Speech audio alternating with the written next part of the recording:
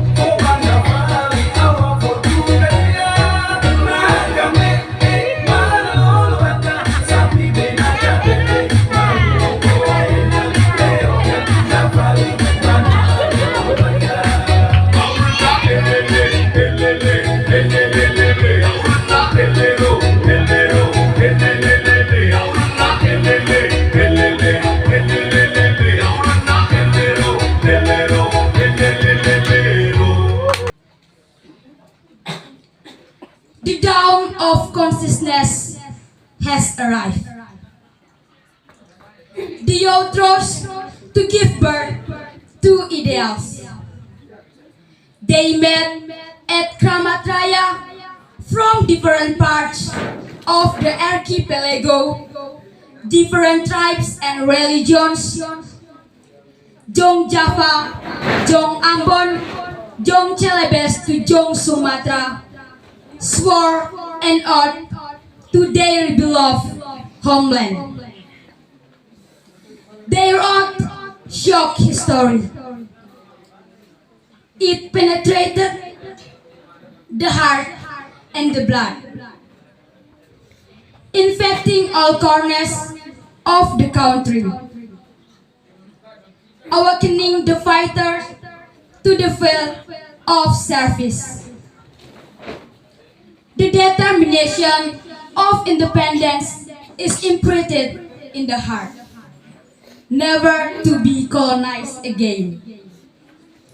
October 28, 1928, a milestone in the history of the resistance. Young people agitate for unity. They left behind their differences. All brothers and sisters, though separated by ocean. One homeland, one nation, one language. This oath will be timeless, to be the captain of the nation journey, framing Bhinneka Tunggal Ika, weaving all dreams and prayers. Thank you.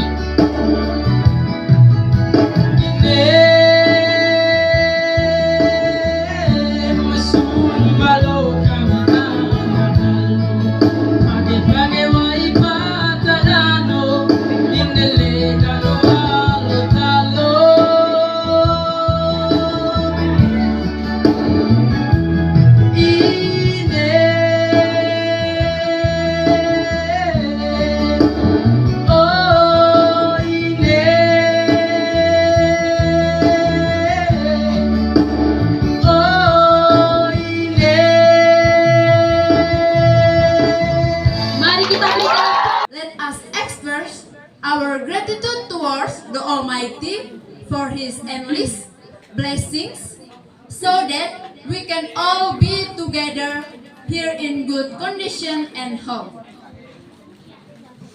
Ladies and gentlemen, one's character is very important for one's life and others.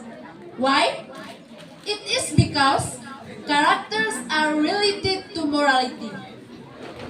When one has good morals, he treats himself and others very well. The formation of one character begins from his childhood. It can be said that parents are children's first moral educator. Otak, moral education can be learned everywhere, such as at home, school, college, and workplace. Children learn ethical education more at home than in any other place. That is why parents have an important role in building their children's character. The development of morality is a significant aspect of the formation of good character. A good character is needed to build a good society. The moral aspect is ironically often neglected by society and even the state. To prove this point, let's take a look at the educational programs in our country. Our educational system only focuses on intellectual education. It is compulsory for students to get good grades. Principles that moral education teaches, like honesty,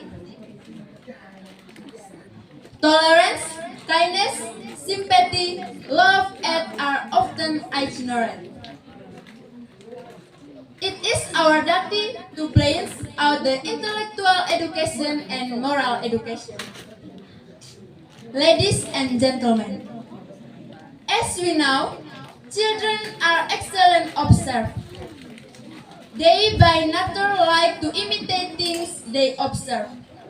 This moral education is given best by examples instead of only asking them to behave well.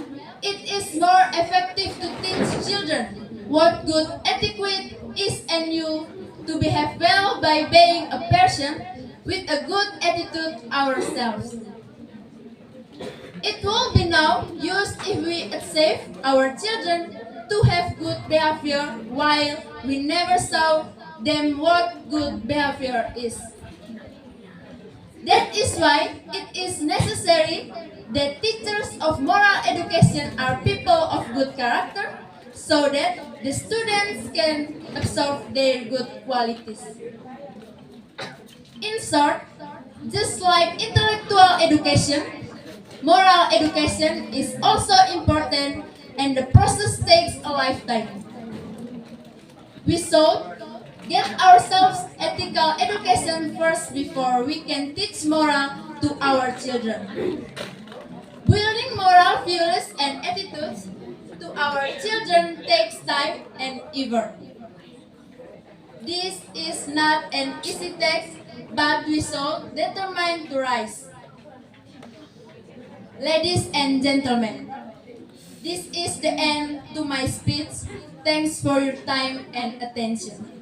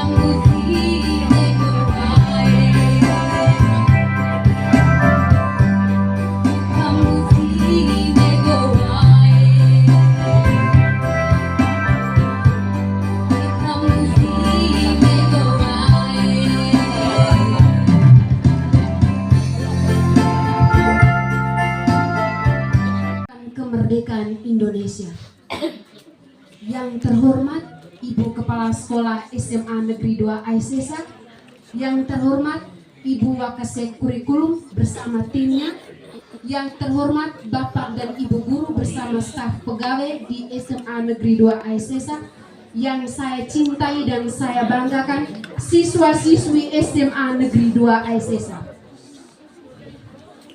Hadirin yang saya hormati, Sumpah Pemuda merupakan sejarah yang sangat penting bagi negara kita tercinta ini. Para pemuda-pemudi Indonesia berkumpul di suatu tempat.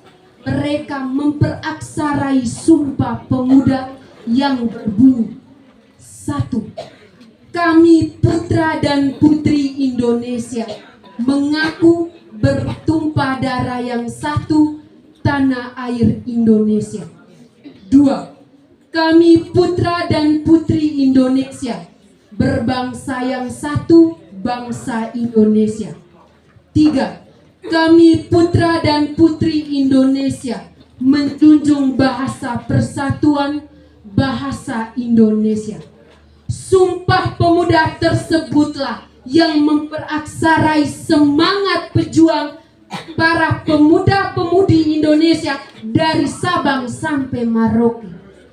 Hadirin yang berbahagia, para pemuda saat ini tidak memperaksarai atau tidak ada kesakralan Sumpah Pemuda karena para pemuda saat ini semangat persatuannya semakin menurun. Para pemuda Indonesia juga sangat membutuhkan generasi-generasi penerus bangsa pada masa kini untuk memperaksarai Sumpah Pemuda tersebut. Namun yang terjadi saat ini sungguh ironis. Para pemuda Indonesia yang lunturnya semangat persatuan tidak diwarnai oleh generasi-generasi penerus bangsa kita dari Sabang sampai Merauke.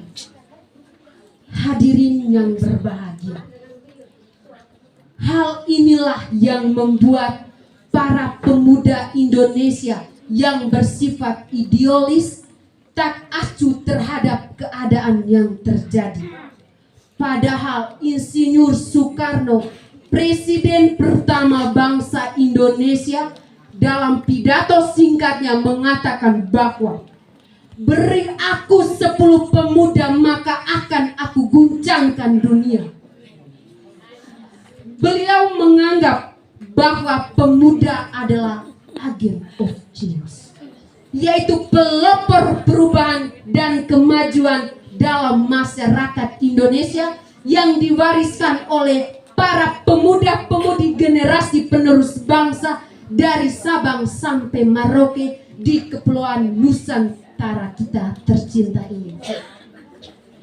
Sebenarnya para pemuda bukan hanya berperan sebagai pemersatu bangsa, tetapi juga sebagai pendorong untuk bangsa dan negara kita tercinta ini. Sekian dan terima kasih. Di sini saya mewakili kelas 11 IPA untuk membuat sinopsis kelas kami.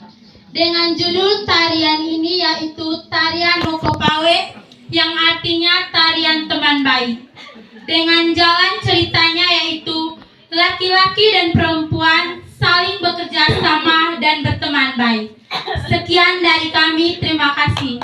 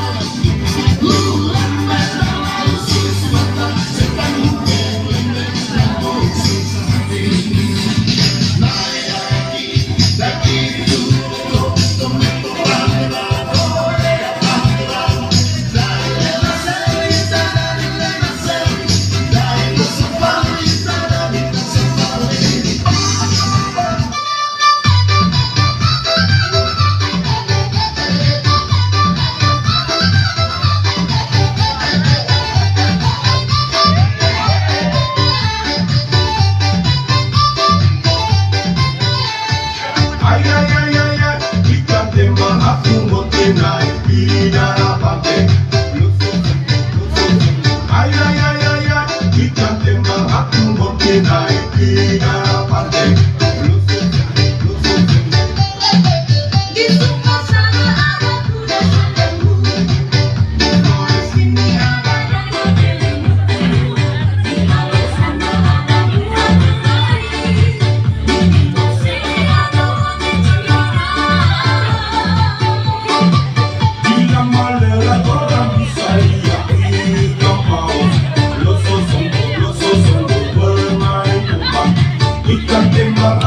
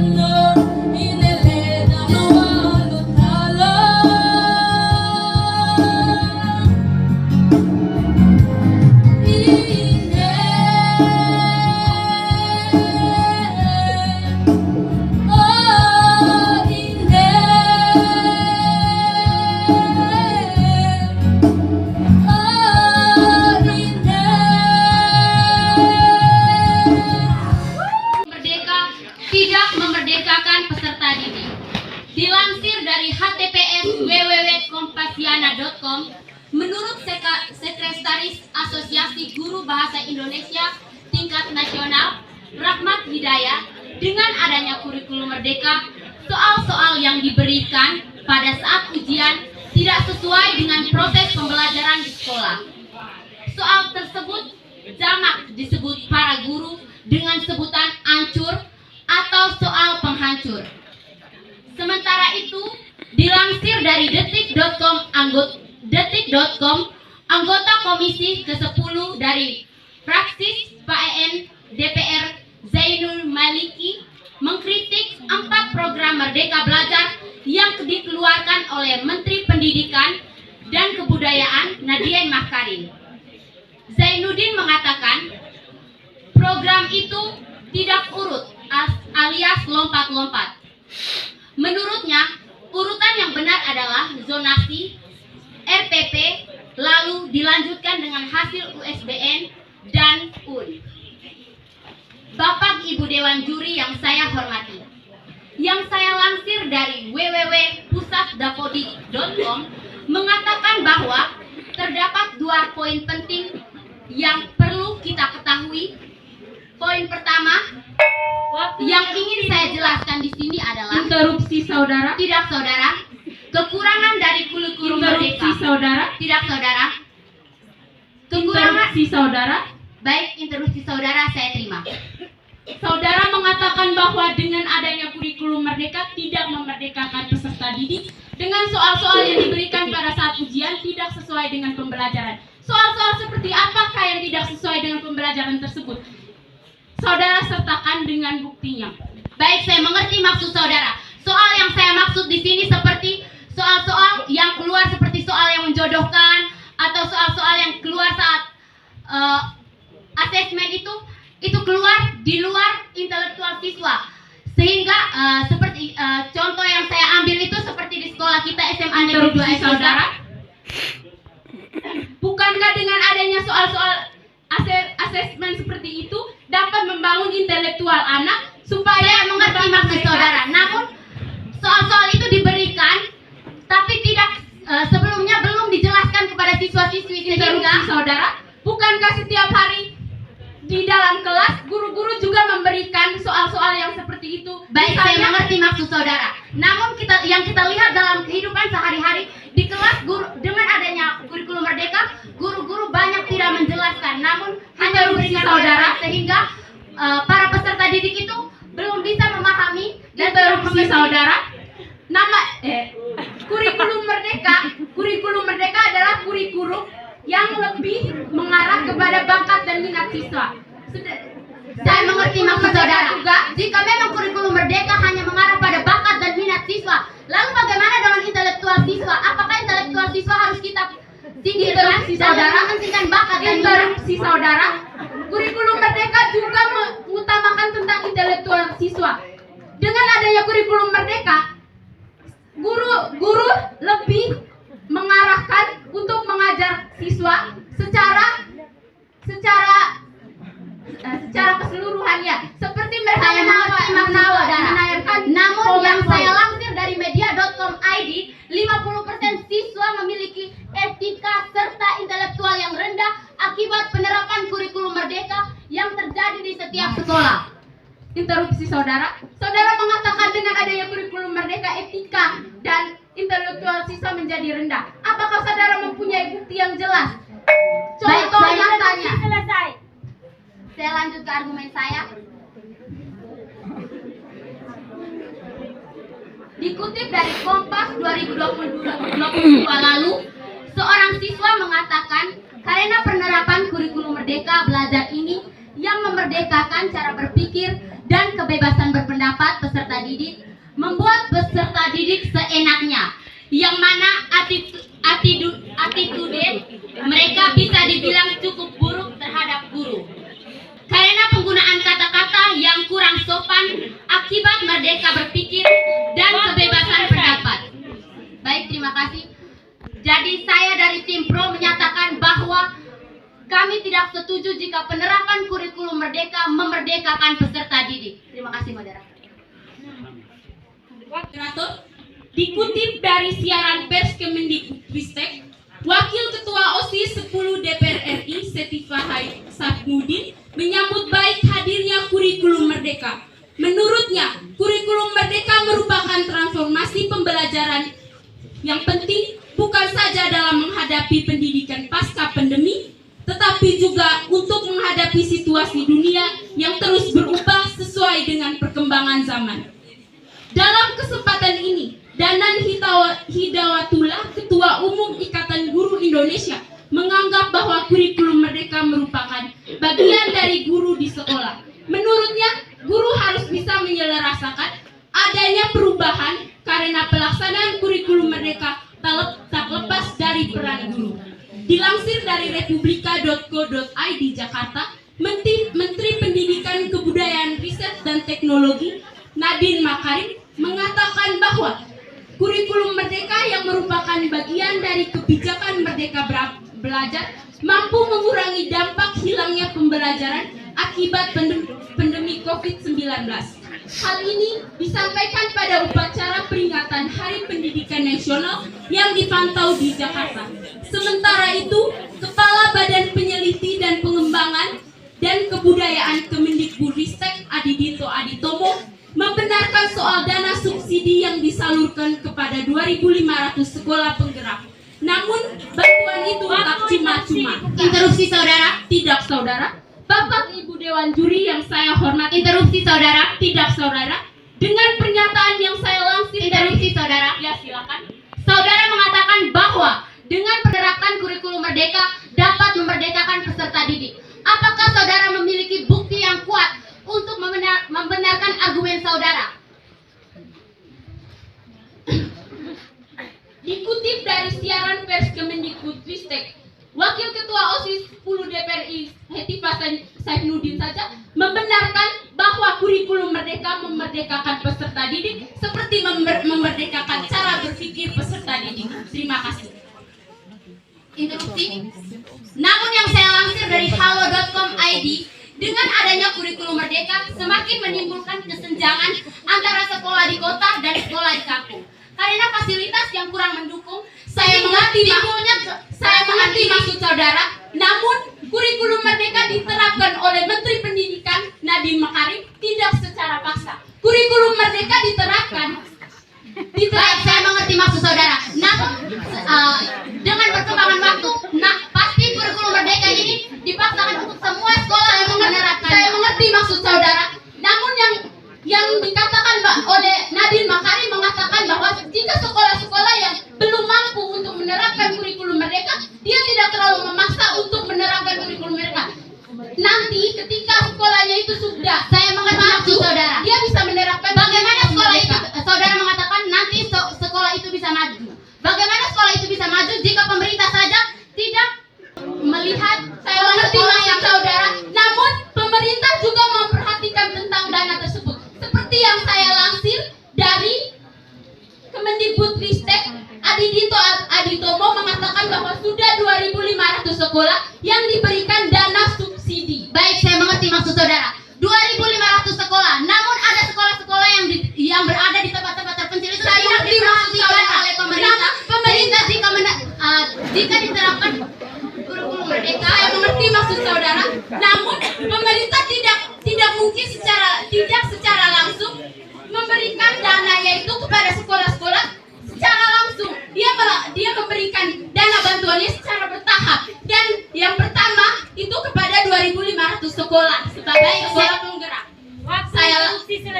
Saya lanjut argumen saya. Bapak Ibu Dewan Juri yang saya hormati, sesuai dengan pernyataan yang saya lansir dari republika.co.id Jakarta tentang penerapan kurikulum merdeka di atas, membuktikan bahwa penerapan kurikulum merdeka sudah memerdekakan peserta didik. Selain itu, dalam kurikulum merdeka, siswa diberikan kesempatan untuk mengeksplorasi dan mengekspresikan minat belajarnya. Hal ini bertujuan untuk membentuk siswa dengan jiwa kompetensi. Kurikulum merdeka sesungguhnya memberikan kebebasan yang seluas-luasnya kepada peserta didik memilih. Waktu selesai. Jadi di sini kami dari tim kontra mengatakan bahwa kami sangat-sangat tidak setuju dengan mosi kali ini. Terima kasih. Saya kembali ke moderator. mulai diterapkan pada 2021 lalu.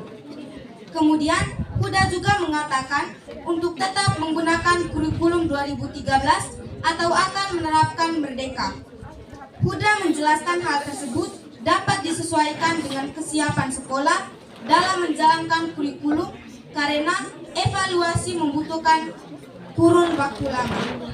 Kesimpulan untuk tidak mewajibkan sekolah menerapkan kurikulum Merdeka didapat setelah adanya perdebatan panjang antara DPR RI dan pemerintah seputar implementasi menerapkan kurikulum Merdeka untuk menggantikan kurikulum 2013. Kendala penerapan kurikulum Merdeka sebenarnya terletak pada sekolah dan juga kemauan guru. Keinginan dan keberanian sekolah untuk mengeksplorasi, berinovasi dan berseleksi sesuai dengan kebutuhan sekolah dan siswa sehingga kurikulum Merdeka dapat dilaksanakan dengan baik.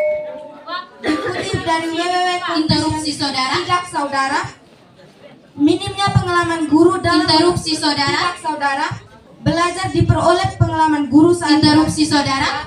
Interupsi Anda saya terima. Saudara mengatakan bahwa kurikulum Merdeka tidak memerdekakan para siswa. Tapi pada sebelumnya, dengan adanya penerapan kurikulum Merdeka, siswa lebih mandiri, bertanggung jawab, inovatif, karena mereka bisa berprestasi, partisipasi. Oleh karena itu, dengan adanya penerapan kurikulum Merdeka, bisa membantu para siswa mengembangkan bakat dan minat. Oleh karena itu, bagaimana yang saudara maksudkan? Apakah ini yang dinamakan belum memerdekakan peserta didik? Baik saudara, saya mengerti maksud saudara, tapi saya lansir dari www.kompasiana.com.id, pengembangan bakat dan minat dapat membuat anak lebih mandiri dan berinovasi serta berprestasi. Saudara mengatakan bahwa dengan penerapan kurikulum Merdeka dapat membuat siswa lebih mandiri, berinovasi dan berprestasi. Apakah saudara mempunyai bukti atau data untuk membuktikan bahwa Interupsi saudara. Baik, saudara. Yang saudara katakan tadi, saudara sedang mendukung mosi yang kami bawakan. Argumen yang kami bawakan, saudara. Saya mengerti Fakta yang saudara kutipkan tersebut itu mengarah pada argumen yang kami bawakan, saudara. Saya mengerti maksud saudara, tapi saudara mendengarkan dulu argumen saya. Ya, silakan, saudara. Saudara mengatakan bahwa dengan adanya kurikulum Merdeka dapat membuat siswa lebih mandiri, inovatif, dan berprestasi. Namun, yang seperti kita ketahui, dalam kehidupan sehari-hari, adanya kurikulum Merdeka dapat membuat siswa lebih merdeka. Karena mereka merasa kurikulum Merdeka itu dapat membuat mereka merdeka belajar dan banyak tidak mengerjakan tugas. Baik, saudara. Tetapi yang dilihat dari realitas sekarang, khususnya di sekolah kita, dengan adanya kurikulum Merdeka ini, siswa lebih berprestasi, lebih berinovatif. Waktu interupsi selesai. Baik, saya lanjut argumen saya. Minimnya pengalaman guru dalam mengajar di Merdeka Belajar dipilih oleh pengalaman guru saat belajar di bangku kuliah. Minimnya pengalaman guru di pembelajaran dengan cara Merdeka Belajar ini disebabkan saat guru menjadi mahasiswa kurang mendapat pelatihan sebagai guru dalam jabatannya. Kurangnya akses dalam pembelajaran. Kesenjangan digital dan koneksi internet yang tidak merata juga menjadi kendala dalam melaksanakan pembelajaran mandiri. Dalam pembahasan Waktu selesai. Terima kasih. Kesempatan berikut saya berikan kepada pembicara dua dari tim kontra untuk menyampaikan argumen. Terima kasih, moderator. Dikutip dari naikpangkat.com pada tanggal 3 bulan 2 2023, tahun ajaran baru 2021-2022, dunia pendidikan di Indonesia memasuki babak baru setelah pemerintah mengenalkan kurikulum baru, yaitu kurikulum prototipe yang sekarang sudah berganti nama menjadi kurikulum Merdeka. Sebelumnya, di sekolah umum diterapkan kurikulum 2013, saat pandemi COVID-19, sistem pendidikan di Indonesia mengalami perubahan. Beberapa sekolah ada yang sudah menggunakan kurikulum 2013 yang disederhanakan mengingat pembelajaran tidak bisa dilaksanakan secara maksimal. Seperti yang umum kita ketahui bahwa pandemi COVID-19 telah membuat krisis di segala bidang, terutama pada bidang pendidikan. Dampak pandemi tersebut dalam dunia pendidikan dapat terlihat dari kualitas pembelajaran yang menurun. Sehingga para siswa mengalami learning loss atau menurunnya kemampuan pembelajaran. Demi memulihkan mutu pendidikan pasca pandemi, pemerintah merancang kurikulum prototipe yang merupakan penyempurnaan dari kurikulum sebelumnya. Dan saat ini berganti nama dengan Kurikulum Merdeka. Kurikulum Merdeka dinilai bisa menjadi solusi pemulihan pembelajaran untuk menunjang efektivitas pendidikan. Kurikulum Merdeka dipercaya akan mampu mengejar ketertinggalan pembelajaran Interupsi saudara. Tidak, saudara. Konsep utama dari kurikulum Interupsi Merdeka, saudara. tidak, saudara, adalah mereka belajar konsep Interupsi ini. saudara. Ya, silakan. Saudara mengatakan bahwa dengan adanya kurikulum merdeka dapat memerdekakan siswa. Namun, apakah saudara memiliki bukti yang kuat untuk membuktikan bahwa penerapan kurikulum merdeka meningkatkan pembelajaran siswa? Ya, saya mempunyai bukti, yaitu dikutip dari www.merdeka.com. Adapun kelebihan kurikulum merdeka antara lain, yang pertama, sederhana tapi lebih fokus. Penerapan kurikulum ini membuat murid lebih fokus pada materi yang esensial dan mengembangkan kompetensi murid. Yang kedua, lebih merdeka. Lebih merdeka yang dimaksud adalah lebih merdeka dalam hal pembelajaran. Murid dibebaskan untuk memilih mata pelajaran sesuai dengan minat, bakat, dan aspirasi. Jadi baik murid maupun guru dapat mengajar sesuai tahap pencapaian dan saudara. Namun, yang kita lihat di kehidupan sehari-hari, dengan adanya kurikulum merdeka, guru jadi jarang menjelaskan dan siswa disuruh untuk belajar sendiri, sehingga siswa terlihat malas tahu dan tidak mau mencari tahu materi pembelajaran. Baik, saudara. Kurikulum merdeka ini yang dimaksud itu siswa lebih berinovasi, mencari tahu sendiri. Dan juga kurikulum merdeka ini dapat membuat minat dan bakat siswa lebih meluas lagi. Namun, jika kita lihat di realitas sekarang, siswa banyak lebih malas tahu dan juga malas mengembangkan bakat dan minat mereka karena menurut mereka penerapan kurikulum merdeka itu sudah memerdekakan mereka. Jadi mereka terlihat malas tahu dan merasa diri mereka sudah mengetahui segalanya. Baik, saudara, apakah saudara mempunyai bukti bahwa siswa malas tahu dalam menerapkan kurikulum merdeka yang mencari sendiri materinya? Waktu interupsi selesai. Baik, saudara, saya lanjutkan argumen saya. Kurikulum merdeka dinilai bisa menjadi solusi pemulihan pembelajaran untuk menunjang efektivitas pendidikan. Konsep utama dalam kurikulum merdeka adalah merdeka belajar. Konsep ini dibuat agar siswa bisa mendalami minat dan bakatnya masing-masing. Untuk para guru, kurikulum merdeka dapat memberikan leluasan dalam mengajar sesuai tahapan capaian dan pengembangan peserta didik. Tak hanya itu, sekolah juga diberi kewenangan untuk mengembangkan kurikulum sesuai dengan karakteristik masing-masing. Dikutip dari pendidik.com.id, kurikulum merdeka memfasilitasi siswa untuk berkembang secara optimal. Kurikulum merdeka Waktu selesai.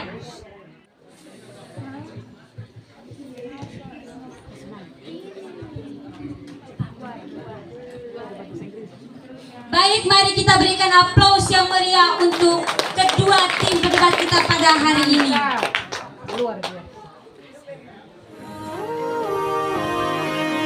Am I wrong for thinking out the box from where I stay? Am I wrong